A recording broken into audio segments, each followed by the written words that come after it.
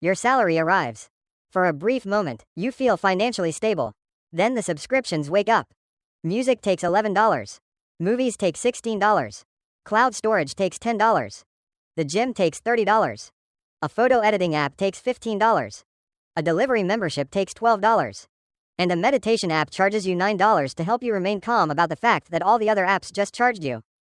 You did not buy anything today. No packages arrived. You did not even leave the house. But somehow, your bank account looks like a pizza after a children's birthday party. Most of it is gone, and nobody knows who took the last piece. This is modern ownership. You do not own your music. You rent access to it. You do not own your movies. You rent access to them. You do not own your software. You rent permission to open it. You may not even own enough storage to keep your own photos. Your entire digital life now belongs to you until the next payment fails. So why is everything becoming a subscription? Why do companies no longer want to sell us products once? And how did humanity go from owning CDs, DVDs and software to renting a calculator for $3.99 a month? Subscriptions are not new. Newspapers have used them for centuries. People have subscribed to milk deliveries, magazines, telephone services and cable television for decades. But digital payments gave the subscription model a significant upgrade. In the past, a company had to convince you to buy something. Then, if it wanted more money, it had to convince you again. This was exhausting. Customers kept asking questions like, "Do I need this? Is it worth the price? Why is my printer making that noise?" With a subscription, the company only needs to convince you once. After that, your bank card continues the relationship automatically. A one-time purchase is a transaction. A subscription is a transaction that learned how to reproduce. This is the first reason companies love subscriptions. Recurring revenue. Imagine two businesses. Company A sells you software for $300. It receives $300 today. Then the relationship ends. Maybe you use the software for 5 years. Maybe 10. Maybe you install it on an old computer and pass it down through 3 generations like a family heirloom. Company B charges you $15 a month. That sounds much cheaper. But after 1 year, you have paid $180. After 3 years, $540. After 5 years, $900. Company A sold you a product. Company B installed a small employee inside your bank account. And that employee comes to collect money every month. For businesses, recurring revenue is beautiful because it is predictable. Instead of waking up every morning wondering whether anyone will buy something, the company can already estimate how much money will arrive from existing subscribers. A one-time sale has an ending. A subscription has a calendar. It also changes how companies think about customers. You are no longer worth the price of one purchase. You have something called customer lifetime value. This is the total amount of money a company expects to earn from you during the entire relationship. You may think you are a human being with dreams, fears, and a complicated childhood. To the spreadsheet, you are worth approximately $648 before cancellation. The second reason subscriptions work is monthly price camouflage. A price of $600 looks expensive, but $19.99 a month looks friendly. It has rounded corners, maybe a blue button, possibly a small illustration of a smiling person accomplishing something. The monthly price changes the question in your head. Instead of asking, "Is this service worth $240 a year?" you ask, "Can I afford $20 this month?" Probably. It is only $20. Less than dinner. Less than a few coffees. Less than the therapy you may eventually need after discovering how many subscriptions you have. But $20 a month is still $240 a year. The math has not disappeared. It has simply been placed on annual billing, where nobody looks. This is why monthly pricing works so well. The total cost stays in the background. The smallest possible payment stands in front, smiling. A service does not cost $300. It costs less than $1 a day. At this rate, even a yacht could be advertised as only the price of several coffees every hour for the rest of your life. One subscription usually does not feel dangerous. $10 a month will not destroy your finances. The problem is that subscriptions also prefer to live in groups. Music, $11. Video streaming service number 1, $16. Video streaming service number 2, $14. Cloud storage, $10. Software, $20. Gym, $30. News, $8. Gaming, $15. Meal planning app, $7. An app that turns your phone's flashlight into a slightly different flashlight, $2.99. Individually, every subscription is only a few dollars. Together, they have become your second landlord. This is the subscription herd. You usually adopt each member at a different time. One service in January, another in March, a free trial in June, A fitness app in July because one morning you woke up feeling unusually motivated. By December, you are supporting an entire ecosystem.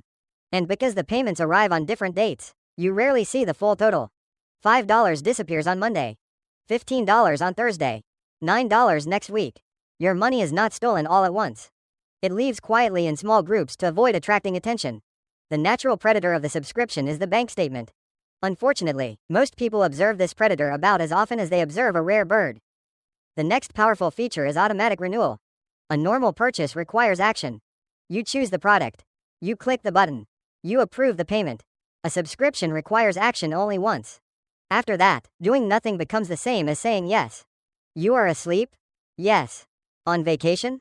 Yes. Have not used the service in 4 months? Still yes. Automatic renewal turns human laziness into a payment method. Companies know that people do not always cancel subscriptions the moment they stop receiving enough value. Maybe you plan to use the gym again. Maybe the streaming service will add something good next month. Maybe you still need that language app because one day you will definitely learn Italian. You have been saying this since 2022, but the owl still believes in you. The subscription continues because canceling requires a decision. And decisions require energy. Doing nothing requires nothing. This is called inertia. An object at rest stays at rest. A subscriber being charged $9.99 stays subscribed until a stronger force acts upon them. Usually that force is an expired bank card. Subscriptions have also evolved an effective life cycle. Stage 1. The free trial. Stage 2. The mysterious charge. You sign up for 7 free days. At that moment, you are completely confident that you will cancel on day 6. Day 1, you explore the app. Day 2, you use it once. Day 3, you forget it exists. Day 8, your bank sends a notification. Congratulations! Your memory has successfully purchased 1 month of premium. The free trial works because the benefit arrives now while the payment lives in the future. It also reverses the normal decision. Without a trial, you must decide whether to subscribe. After starting the trial, you must decide whether to cancel. The default has changed. Doing nothing no longer costs $0. Doing nothing costs $14.99. Some services make cancellation simple. Others turn it into a side quest. The subscribe button is large, colorful and visible from space. The cancellation option lives under account, settings, billing, manage plan, more options. Are you sure? Tell us why. Would you like to pause instead? Would you like 20% off? Would you like to speak with a retention specialist named Daniel? At some point, canceling a subscription starts to feel like trying to escape a pyramid. Signing up required 1 click. Leaving requires a written statement, 2 witnesses and proof that you have emotionally moved on. The next reason everything is becoming a subscription is the shift from ownership to access. In the past, when you bought an album, you owned the CD. When you bought a movie, you owned the disc. When you bought software, you received a license that could sometimes continue working for years. Now, you pay for access. As long as you keep paying, the door remains open. Stop paying, and the door closes. Cancel a music subscription and years of playlists become a museum behind glass. The songs are still there. You may look at them. You may remember them. But pressing play requires a financial contribution. Cancel cloud storage, and suddenly your own photos begin sending eviction notices. Cancel professional software, and the files you created may remain on your computer like locked treasure chests. You made them. You saved them. You just need to pay someone else for permission to open them. To be fair, access can be useful. Streaming services maintain servers. Cloud companies store and protect data. Software companies release updates, fix bugs and add features. Ongoing work can justify ongoing payment. The problem begins when the subscription continues but the ongoing value does not. If a company keeps improving the service, a recurring payment may make sense. If the product has not changed in 3 years but still sends you a bill every month, you are not funding innovation. You are feeding a digital pet that never grows. Streaming is one of the best examples of how subscriptions multiply. At first, streaming promised to replace cable television. One service. Thousands of movies and shows. Watch anything, whenever you want. No complicated bundles. No expensive cable package. It was beautiful. Then every entertainment company created its own platform. One show is here. Another is there. The movie you want is on a 3rd service. The next season moves to a 4th. Now you have 6 streaming subscriptions, 3 passwords, 2 different payment dates and no idea where the show you were watching went. Humanity defeated cable television, then rebuilt it with more apps. The main difference is that the remote control now needs an email address. Each service has just enough exclusive content to make cancellation uncomfortable. You may not use it every week, But what if a new season arrives? What if that one movie returns? What if your family asks why the account stopped working? So you keep paying $14 a month to maintain access to the possibility of watching something. Your subscription is not entertainment. It is an insurance policy against boredom. The subscription model has also escaped the digital world. You can subscribe to coffee, razors, socks, makeup, pet food, meal kits, vitamins, toothbrush heads, mystery boxes containing products someone else decided you probably want. The advantage is convenience. You do not need to remember to buy something repeatedly. The product arrives automatically. The disadvantage is that the delivery schedule may be more motivated than you are. You still have 3 bags of coffee. Another bag arrives. You have enough razors for 6 months. More razors arrive. Your dog now has more subscription food than you have human food. The company calls this convenience. Your storage cabinet calls it an invasion. Physical subscriptions work best when consumption is predictable. If you genuinely use one product every month, automatic delivery can save time. But if your usage changes, the subscription continues operating according to a version of you that existed when you signed up. Maybe January you drank coffee every day. August you have switched to tea. The subscription does not care. Coffee is coming. The next reason companies love subscriptions is customer retention. Selling a product once means the company must find another customer or convince you to return. Keeping a subscriber can be cheaper and more valuable. Once you have stored your files, created playlists, built a watch list, trained the recommendations and added family members, leaving becomes inconvenient. This is called switching cost. The price of leaving is not always money. Sometimes it is time, effort, lost history, learning a new platform, explaining to your family why all the profiles disappeared. Your music service knows your taste. Your software contains your projects. Your cloud platform holds 10 years of photos. Your fitness app knows you skip Tuesday. The longer you stay, the more difficult moving becomes. The service stops being one app among many. It becomes part of your routine. And routines are extremely profitable. Companies also use subscription tiers: basic, standard, premium, professional, business, enterprise, ultimate. The cheapest plan is affordable but missing the one feature you actually need. The most expensive plan includes advanced tools designed for a space agency. So you choose the middle option. The middle option always happens to be labeled most popular. Nobody knows whether it is actually the most popular. Maybe the company asked the company. You start looking for one simple feature. By the end, you are comparing storage limits, export quality, simultaneous devices and something called AI-powered workflow optimization. You do not know what it does. But it has a small crown icon, so apparently it belongs in premium. Subscription tiers allow companies to keep increasing how much different customers pay. First you need more storage. Then better quality. Then no advertisements. Then the ability to share with another person. Eventually, the service charges you extra for features that mostly involve making the service less annoying. There may even be a subscription inside the subscription. You pay for access. Then pay more for ad-free access. Then pay again for premium content. This is the financial equivalent of buying a ticket to a building and discovering that every room has another ticket booth. Subscriptions are also attractive to investors because recurring revenue is easier to predict than one-time sales. A company with millions of paying subscribers already knows that a large amount of money should return next month. This makes future revenue easier to estimate.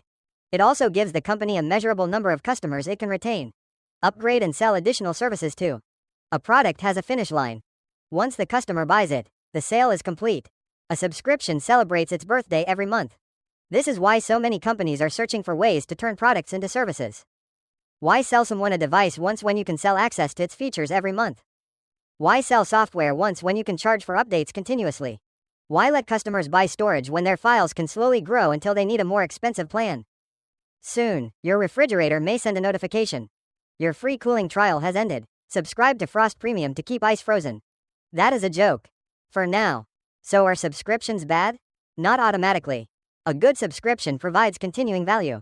New music, new films, cloud infrastructure, security updates, professional tools, regular deliveries of products you genuinely consume. It can reduce the upfront cost and give you flexibility to cancel when you no longer need the service. The problem is paying repeatedly for something you no longer use, something that no longer improves or something you could own for less. The easiest way to see the real price is to convert monthly costs into yearly costs. A service is not $20. It is $240 a year. 5 services at $10 a month are not a few small payments. They are $600 a year. The word monthly is excellent at making large numbers look unemployed. Next, review every subscription regularly. Open your bank statement and look for recurring payments. If you do not recognize one, investigate it. If you have not used a service recently, ask, if I were not already subscribed, would I sign up today? If the answer is no, inertia may be the only feature you are still paying for. Set reminders before free trials renew. Compare the cost of subscribing with the cost of buying. Check what happens to your files, data or playlists if you cancel. And consider a simple rule. One subscription enters, one subscription leaves. Treat your subscription list like a small apartment. There is limited space. And the meditation app has already taken the best room. Everything is becoming a subscription because companies do not want to earn money from you once. They want a small, permanent home inside your bank account. Subscriptions create predictable revenue. They lower the price you see at the beginning. They turn automatic renewal into the default. They increase switching costs. And they transform ownership into access that disappears when the payments stop. Your grandparents owned records. Your parents owned CDs. You own 47 passwords and a vague memory of agreeing to a free trial. A subscription does not simply sell you a product. It sells you permission to keep using it. And that is why everything is becoming a subscription.